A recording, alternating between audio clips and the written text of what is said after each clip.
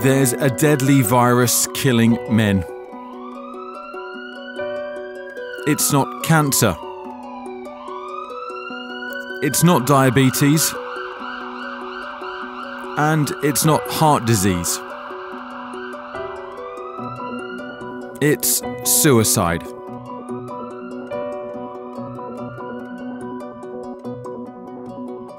Britain has a male suicide crisis. As the biggest killer of men under 50, why do so many men feel it's the only way out?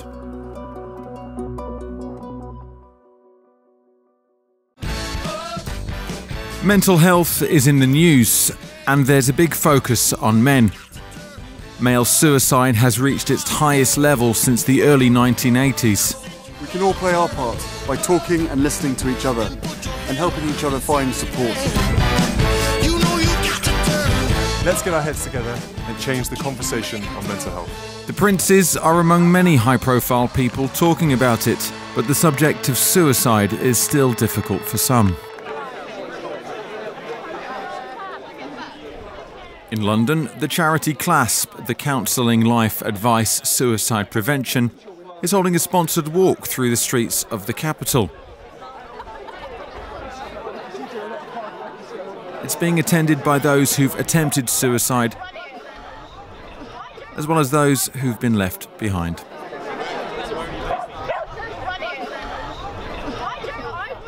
Suicide is an extremely complex thing to try to understand. It's Mental Health Awareness Week, and here in London they're raising awareness of suicide prevention. I want to find out why suicide is so devastating for men and what's being done to try to reduce the numbers. Many of those here today have personal reasons for walking. Kenny Johnston tried to take his own life after a long battle with his mortgage company over delays to his payments.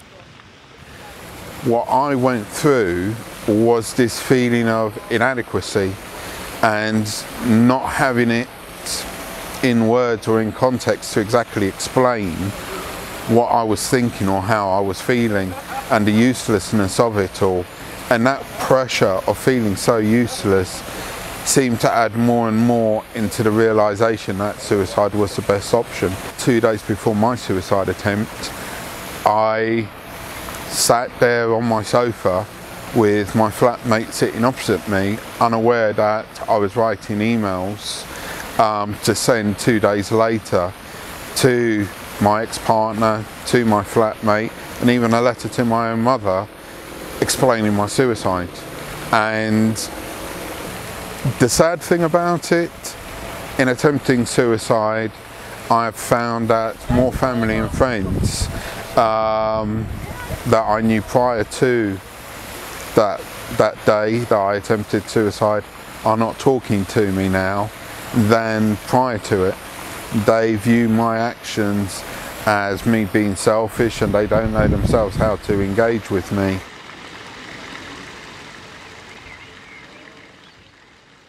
By sharing his story, Kenny hopes to help other men.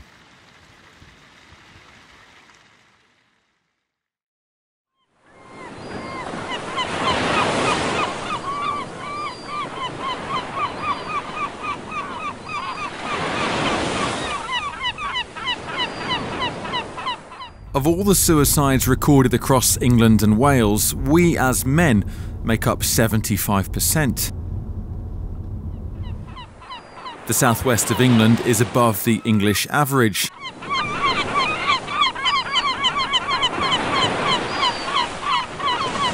So I've come to Devon to meet the relatives of those who've been left behind.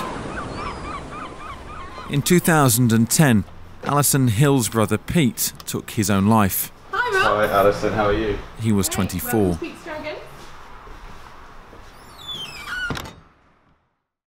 She now runs Pete's Dragons, a charity that supports bereaved families.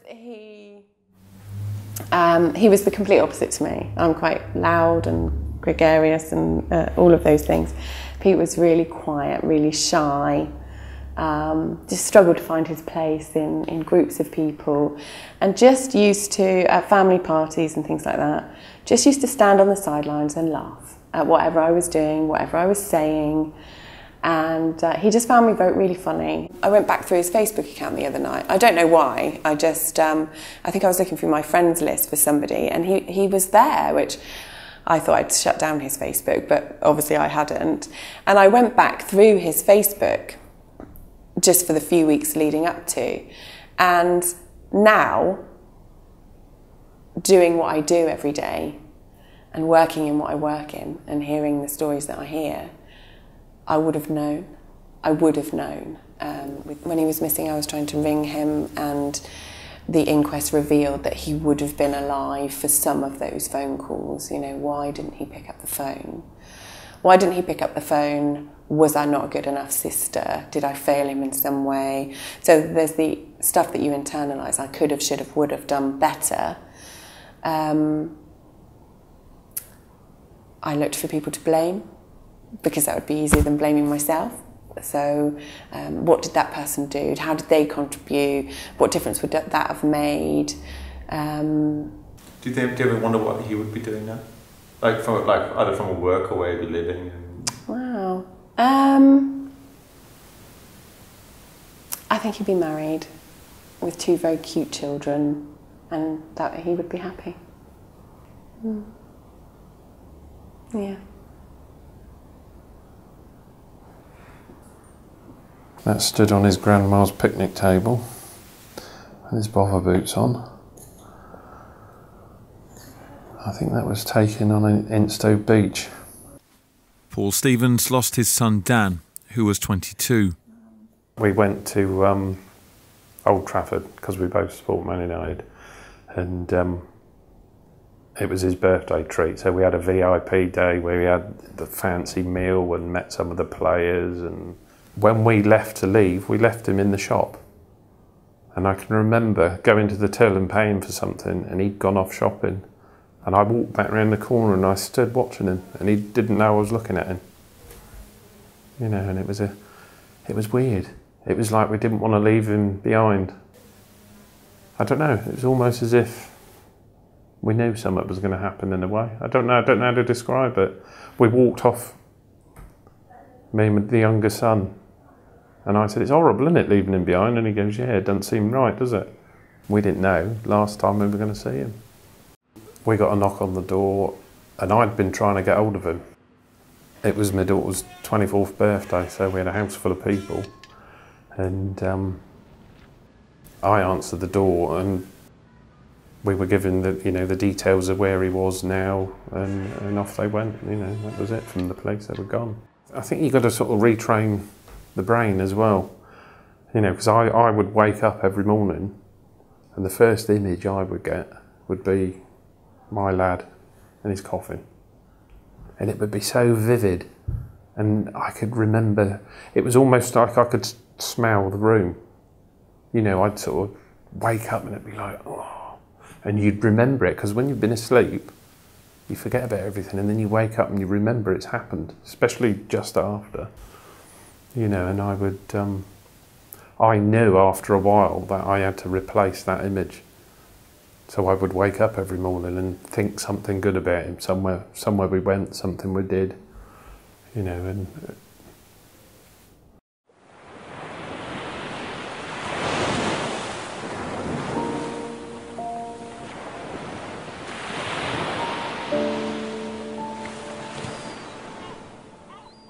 it's been really emotional talking to Paul and Alison.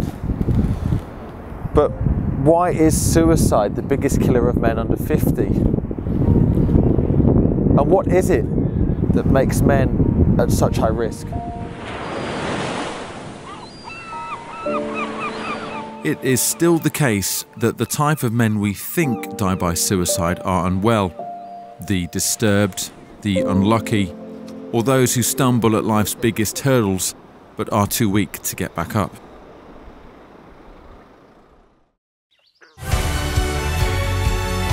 From Weston-super-Mare to Bath, BBC Radio Bristol.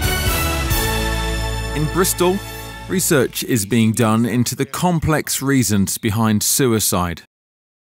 Why do more men than women take their own lives?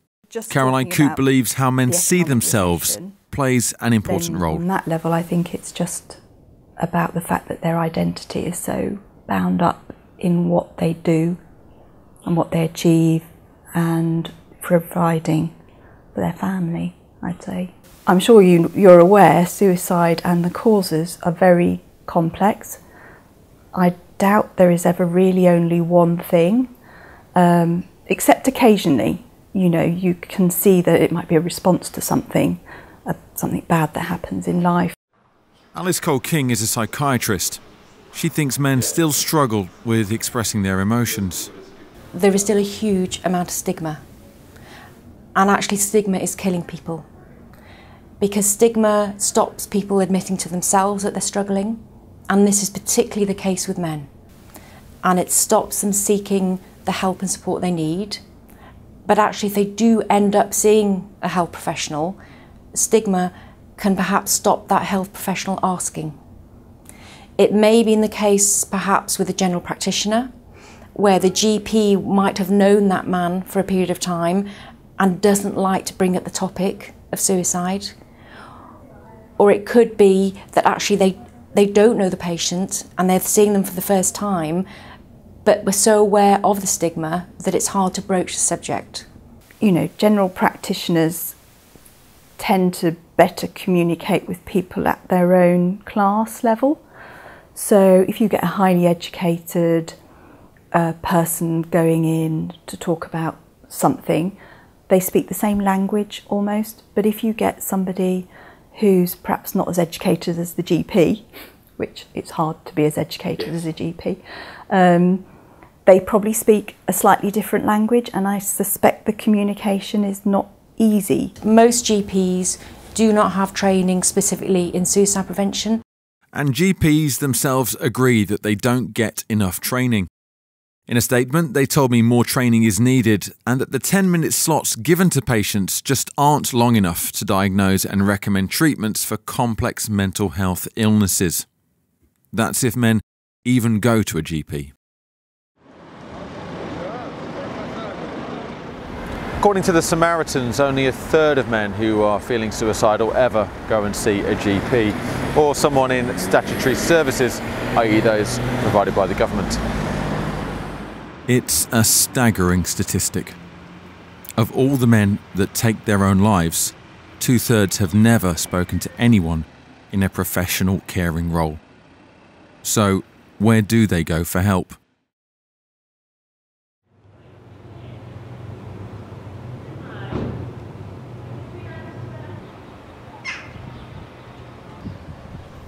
This is Bridgend in Wales. According to the latest figures from the Office of National Statistics, Wales had the biggest increase of suicides in the UK. And the town's hit the headlines before. In 2007, there was a spate of suicides here. Over 76 people took their lives between 2007 and 2009. A large proportion of those were men. So after 10 years, what support do local men have now?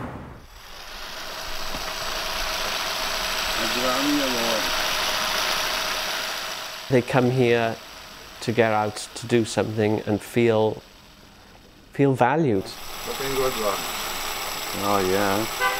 I can see you get an Oscar for that now. That's right, yeah. Men sheds are workshops where men can turn up and make stuff. They're run by volunteers. The Squirrel's Nest in Bridgend was the first shed in Wales. Robert Vestainer helped set it up.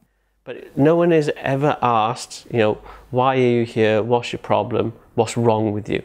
That never happens. But inevitably, someone's personal story usually comes out. A lot of men are lonely. You know, there's a hell of a lot of men lonely.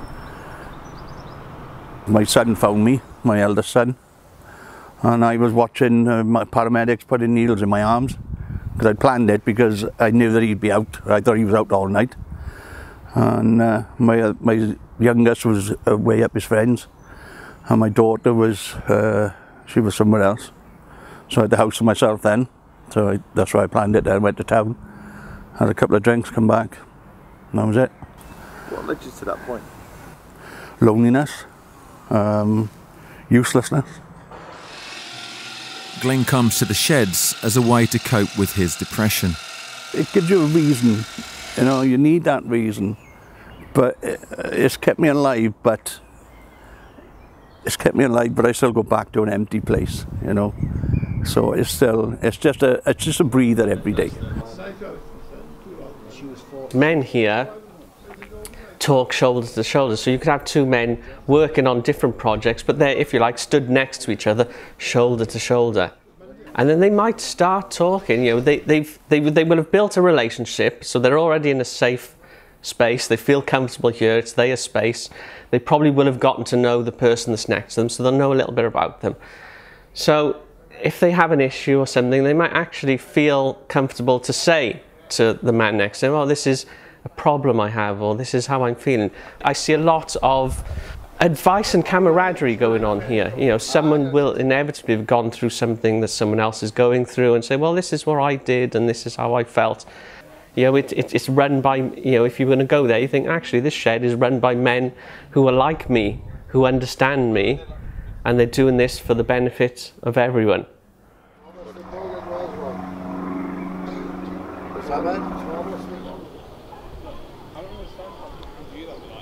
It was really interesting spending time with the men this morning. They just, that whole environment gives them that real social space that they're looking for. You know, what struck me was the chap who said it gives them a real sense of purpose to get up in the morning and go there, and it's a real safe space for him. The more people I speak to, people like Alison from Pete's Dragons and Kenny from Clasp, and Rob and the men at the Sheds, the more it's clear. Volunteers play a vital role in suicide prevention, but why should men have to rely on the voluntary sector? Aren't mental health services supposed to be stepping in here?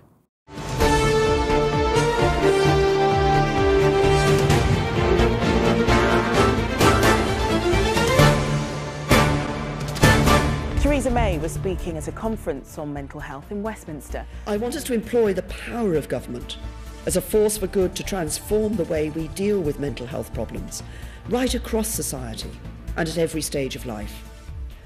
There's still a huge stigma attached to mental health here in the United Kingdom. Theresa May has announced an extra £1 billion for mental health services over the next 5 years. And now male suicide is on the national agenda. The government does have a national suicide prevention strategy, and local authorities and mental health trusts are supposed to implement it. In January this year, the Health Select Committee reported back on the government's plans. They criticised the lack of action. Sarah Wollaston chaired the sessions. The suicide prevention strategy is essentially a sound strategy. There's wide consensus about that. The difficulty is with implementation. So the plans are good, it's making sure that they're put into place consistently around the country. That's where we heard evidence from all of our witnesses that we wanted the government to focus. So what do mental health trusts have to say? I can understand what Sarah means. There is often a problem with lots of strategies and initiatives, whatever they happen to be, in this case it's suicide prevention, in terms of implementation. Strategies can look great on the shelf and can be written very nicely, lovely documents or great online things. Reaching men who are at risk of suicide is a tough call, really. There's a whole group of people out there, beyond people who are receipt of mental health care, that could be, that require input. So any strategy has to be a broader community-based strategy. So for us, we've been very clear. We link regularly with those individuals. We have good relationships, direct relationships with the leads in each of our 6 local authorities we work with. How engaged are local authorities in this, in your experience, or some of the evidence? It varies. So some are very well engaged and others as you say, still haven't even got round to producing a suicide prevention plan. We felt that every area should have a suicide prevention plan, and that should be examined to make sure it's a good suicide prevention plan, but crucially, we need to have a focus on implementing it as well. Would you say that the actual biggest challenge with suicide prevention is implementation? Yes, so some of the things have been implemented already, but there are things that we need a bigger push, so we need to train all GPs, and that's not necessarily just financial issue, but it's time commitment from GPs. What might be useful is that someone does provide that leadership at the regional level, in a sense of just asking for compliance, or at least asking for action plans back. Public health budgets are under enormous pressure, and the funding that is going into the suicide prevention strategy isn't coming on board until next year. It's a relatively small resource, and it looks as if that will be going in through the NHS route. And so we've always seen this, we do know there needs to be much greater join up about how the available resources are pooled and spent in the best way for that local community. And sometimes that will mean that money being channeled in through local authorities.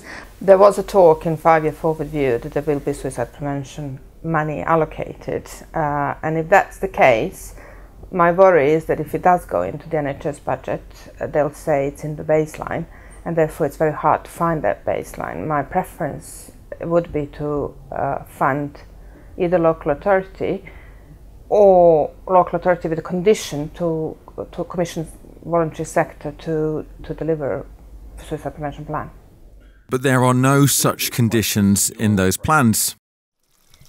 Marie Ash, a volunteer who tries to get everyone to work together, says without guaranteed funding for charities, they'll just disappear.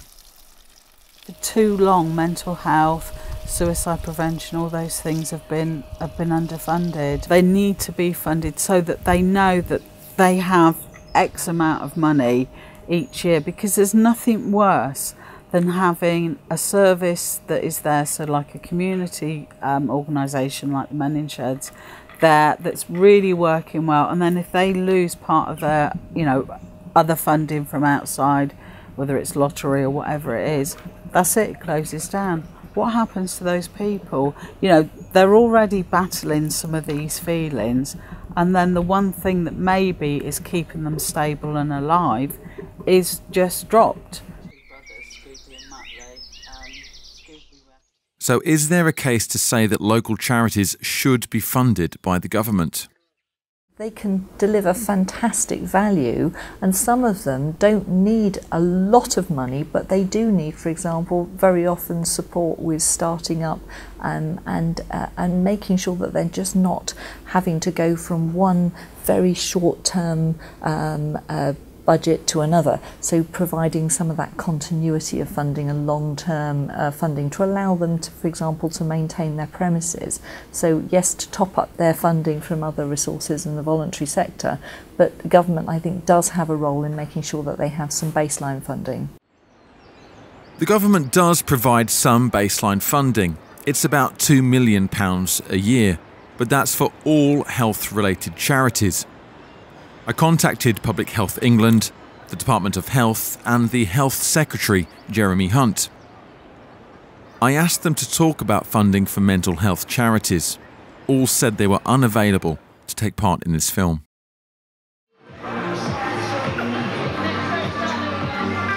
We know 2/3 of men don't engage in services, and there's no new money for the voluntary sector. As men, we're a complete person, but the services we use are broken up. Before we begin the walk, we've got a really amazing lineup, like better than Glastonbury. No, seriously, yeah. I mean, really, really inspiring people that you're going to hear from today. Back in 2014, Johnny Benjamin tried to take his own life, but was saved by a stranger. Looking for a man that changed my life. I'm so grateful to him for stopping and talking. It really was the moment that my recovery started. So, we're in the last mile of the London Marathon. Oh my God, what an amazing... He ran the 2017 London Marathon with Neil Laybourne. He was the stranger who saved him. Johnny is now a mental health campaigner and thinks the whole system needs to change. The voluntary sector is picking up most of the work, to be honest. The state of the mental health system in this country is appalling. It's really appalling. You know, so many cuts, such a lack of staff, resources are being lost all the time. So when people do ask for help, if they ask for help, then it's not there usually, or you have to wait 6 months, a year, 18 months, which is just unacceptable. You know, if you broke a bone in your body and they said, oh sorry, you've got to wait a year for physiotherapy, it wouldn't happen. But it does when it comes to, you know, mental health issues. People are expected to wait for, yeah, up to 2 years in some cases, which is just, you know, if you're struggling, you need help there and then. It's just not good enough.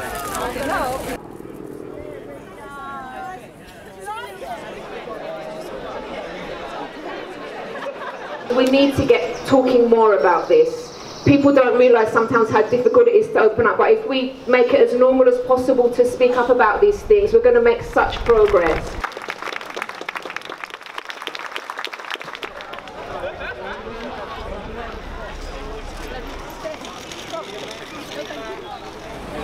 Having spoken to volunteers, to professionals and to sadly those who've tried to take their own lives, what is clear is there needs to be a fundamental rethink of suicide prevention with a focus on men in particular. Until then, it's volunteer groups who continue to save men's lives and support the families left behind. The words are poignant and the emotions deep. But these memorials will be just that, until we find a better system.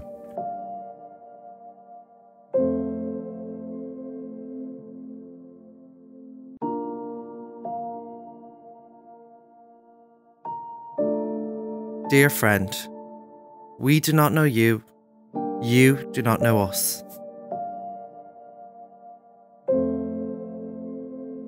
We care because, like you, we were struggling to stay alive. We attempted suicide. We went to A&E, were referred to the crisis team or admitted to hospital after attempting suicide. And we have survived. We've done more than survive. We have found the courage to live again. We survived.